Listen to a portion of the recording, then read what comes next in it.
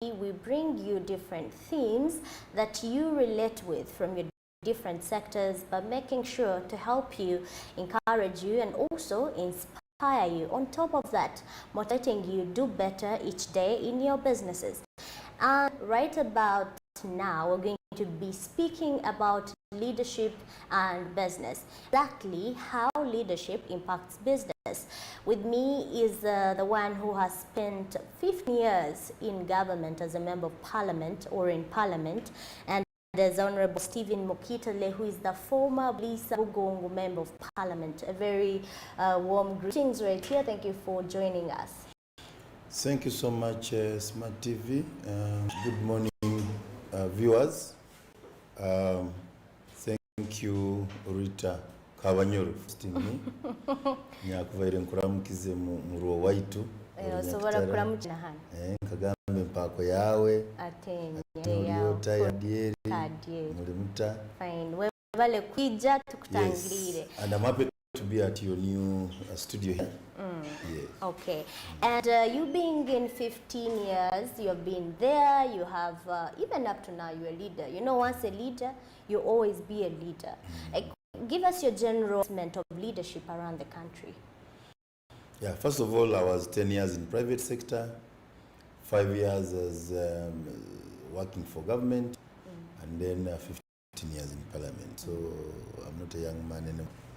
I am now, I'm talking of 30 years experience. But specifically in government, leadership is about, and let me talk about servant leadership and transformative leadership. Okay.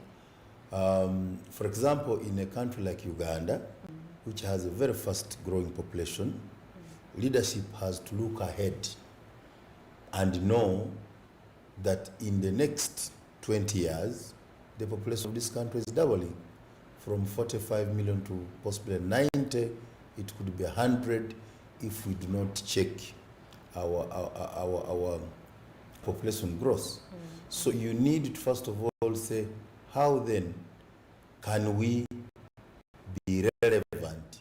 Not for today's problems, you look ahead. So from a planning angle, what we call short-term, medium-term, and long-term planning.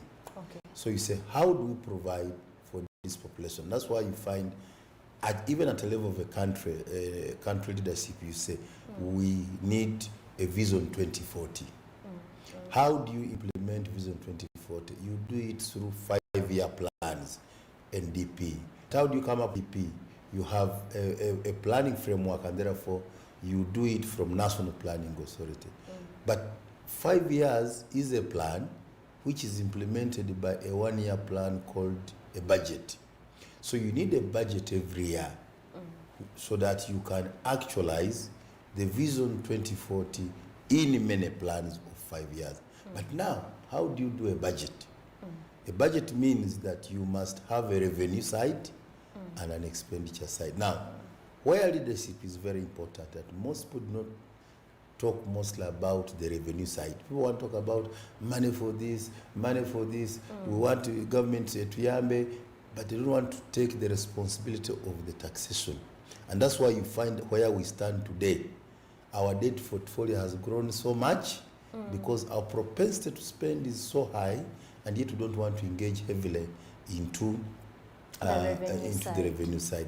And naturally, the moment you're going to spend more than what you earn, you're going to have a deficit financing, and that's what brings about the loan. And the loans in Uganda have come because we want roads, we want electricity, but yet we are not increasing on the other side of it. Now, at such a time of COVID, leadership is even more important because leadership is tested during turbulent times. Can you provide leadership in such challenges? We are opening schools after 2 years of closure. What kind of leadership are you providing? Don't just wait for schools to open and say, oh, schools are opening, let's see what happens. You know, there's a private sector there which has suffered. So these are areas where you say, can the government do something more for the other citizens, for example, who are not necessarily in government schools? This is a time to say, what is that government can do for public goods. People have, just this week, there has been this challenge of removing people from the streets. They want a living. So where leadership requires that in such times you provide for these people.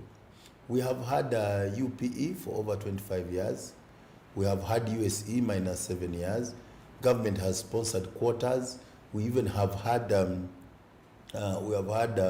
state house scholarships. But how come we have jobless graduates? So leadership must interrogate the reason why you can have a public investment taking a lot of money in form of education, but that education does not translate into jobs for the young people. You have expended in power, and we were happy with, as NRM government, to have a lot of power, but this power hasn't reached home. So leadership demand now is, how do we make sure that this power we are generating is being consumed? Very well. And the Honorable, you're going to help us get there. But like I said earlier, you giving us your assessment, let us get your picture. Like, when did Uganda reach a point and it was realized that it is growing economically, and then reached a point where it is stuck, or are we at a point of generating, economizing the economy of the country, or we are stuck, or we are growing? How can you rate it? Actually, the other point I was going to is that that we are reported to have been growing for the last 25 years. Okay. At least after when the war of Konyi went down, the economy has been growing. But how come that growth does not translate in transformation? Because in economics we say about 15 years of steady economic growth should be seen, should permeate, and be seen to trickle down in form of well-being and transfer. And leadership is about transformational leadership. As servant leaders, we must be interested in being transformative leaders. So then you ask yourself, as an economist, what is the problem? The GDP is growing, but does not translate in transforming community. Then you say, possibly, who are the money makers in the economy? It's the banking sector. Is it owned by Ugandans? Largely no, so they take profit out. What are the money makers? Telecom companies. Are they citizens? Are they citizens? The answer is no, they are foreigners. Money is going out. Yes, we have expended a lot of money in power generation, in transmission, in roads. Who are the contractors? The roads are being made by Chinese. So possibly we should have put this money in creating what we call low content. The government talks about Bubu for the last over 10 years. Uganda, Uganda. But how come we are not having the visibility of local construction companies? So we have had NDP1, NDP2, and we are now in NDP3. The question would be, have we built the capacity of local banks, of local construction companies, of local telecoms? Because that's where the debate should be. So clearly, I think one of the reasons why there has been economic growth for more than 25 years, but we are not seeing it in terms of... It's not visible. Yes, because there is a lot of multinationals, and this can be explained by the policies we took, advised by the Bretton Woods, World Bank and IMF about 28, 30 years ago, whereby we were told to liberalize, government should not do business. And yet, the answer now should be, what is that government should focus on and leave the private sector to the others? What is that we can help the Ugandan startup? And then what is that we cannot, like now in Uganda, we are working on oil and gas. What is that the foreign company, the joint venture capital... and we'll be getting there. They do that. Then for us, what do Ugandans do? Because like the project of oil and gas is the biggest Uganda has ever had. It could go to $30 billion. So we made a law in parliament as leaders that 48% must be ring-fenced. But do we have capacity to make sure that Ugandans partake of that? Okay, and with your help, with your suggestions, with your advice, with your, I can say, observations, we're going to get there. But you mentioned earlier, and first I appreciate appreciate the fact that you first of all had a breakdown on how we come to the budgeting, from how the economy has to grow. You mentioned earlier about people neglecting the revenue side. So when you talked about the people, I was wondering, who are the people you were mentioning? Were you meaning the citizens or the implementers of the law? Yeah, you see, who is to blame here neglecting the revenue side? There is this question of who is government. Government budget is funded by taxpayers. Even the loans we are talking about, which come from outside, those countries have made a saving. That money is coming from somebody being taxed, whether it is in China, whether it is in Europe. And in China, they have also, since now, government invests a lot in business. And that's the point we're trying to make. It was a pathetic fallacy, it was a misconception for anybody to confuse us that government cannot do business. There is government which is business government can do. But what I think is important is, can government outsource management? Can governments work together? I'm talking about, say, what's wrong with our governments owning a refinery for Great Lakes region and produces oil in this crisis of oil? What's wrong with governments doing a standard gauge rail together? It doesn't only stop in Tororo, but comes to Uganda and goes to Sudan, and goes to Congo. So that this trailer confusion is not there. You can do some mode of transport using train, because the train is the second cheapest mode of transport. But even the cheapest is actually water transport.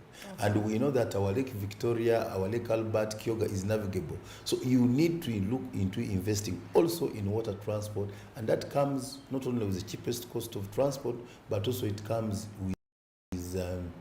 with high-end tourism, because when we go abroad, we all want to go into these water cruises. But also, a pipeline is a mode of transport. How come we are still discussing trailers when there is a pipeline just in our neighborhood here in Eldoret? So these are real issues. As leaders, we need to engage. And back to the issue of taxation. Taxation, you don't talk about just taxes for bringing money. You also need to look at the broader things. As a country, like what COVID has shown us, that import substitution is very important. Export promotion is very important. So what you need is, first of all, an industrial policy. An industrial policy is a deliberate conscious effort to make sure that the country specializes and moves in some direction. The economy must grow from agro, where peasants, live for, you use your labor, rudimentary means, yes, but now you need to start by agro-processing. You do value addition, you go into industry, you go into manufacture. You see more, the population now, the demographic dividend we talked about, you skill people and they start working in industries, and then you create the service industry. Now, the moment there is no that movement, you have stagnated. So you are going to have no people to tax. Now, that's why you find that it is very easy for government to get money from fuel, because those who are buying fuel, you can pay for every liter.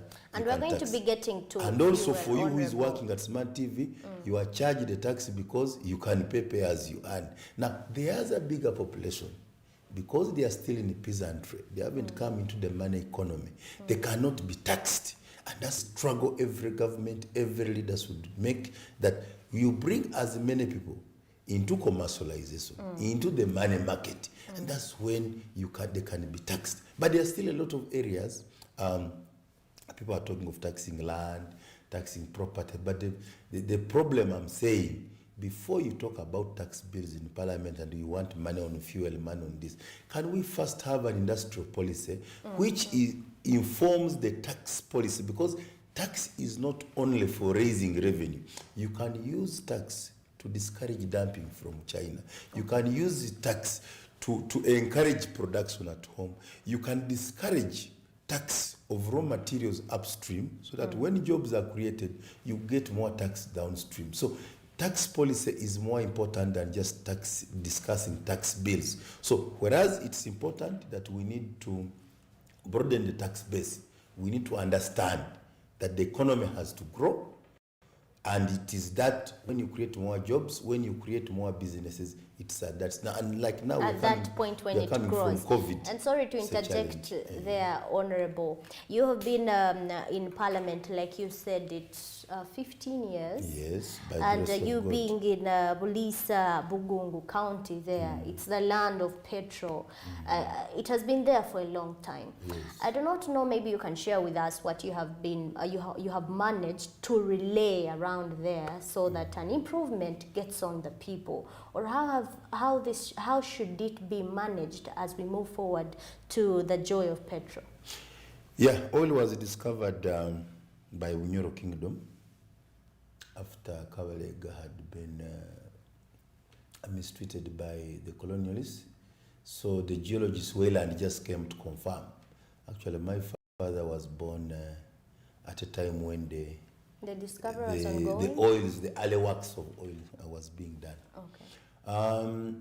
The oil and gas, first of all, people were asking me, now that there is this crisis of oil, why don't we use oil in Bulisa? It's going to take us some time.